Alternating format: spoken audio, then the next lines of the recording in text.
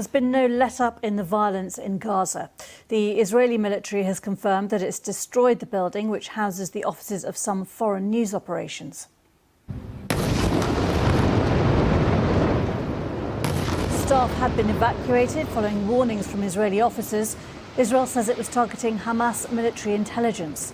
Earlier, Palestinian officials said Israeli airstrikes killed 14 people, including 5 children, in a densely populated refugee camp. One Israeli has died in a rocket attack from Gaza on a Tel Aviv suburb. Paul Adams has the latest from Jerusalem. In the dark of another long night in Gaza, a desperate search for signs of life. A 4-story building in a densely packed refugee camp hit repeatedly, according to eyewitnesses, and razed to the ground. The rescue operation was frantic, yielding only a catalogue of death. 2 families obliterated, at least 7 people, including 5 children, aged from 5 to 14. Mohammed Hadidi has lost almost everyone. His wife, Maha, and the children were staying with her brother when the missile struck. Little Omar is all he has left, found in the rubble next to his mother. Images released overnight display an operation that shows no sign of letting up. Israel says it's up to Hamas to stop firing first. That's not happening either. This, the aftermath of a rocket attack in the city of Beersheba. The rockets are, as always, indiscriminate. This is a solemn day across the Palestinian territories.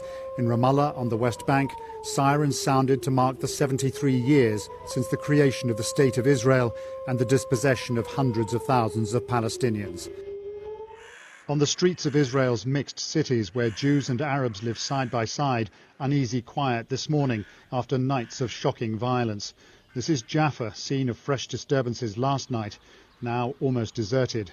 Fear and hatred tugging away at the fabric of Israeli society. Paul Adams, BBC News, Jerusalem. Well, our correspondent in Gaza, Rushdie Abu Aleph, has more on the events leading up to the destruction of the building which was housing international news companies.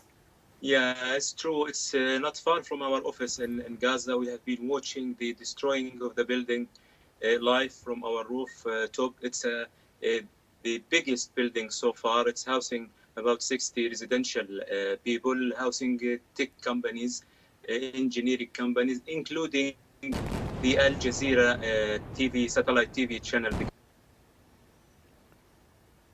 Yeah, I was speaking to the landlord of the building. He said he received a call from Israeli officer telling him that you have to evacuate the building immediately. The owner said he asked the officer for another 10 minutes to take some of the archive from the Al Jazeera office, but they refused, and he asked everybody to be away from the building.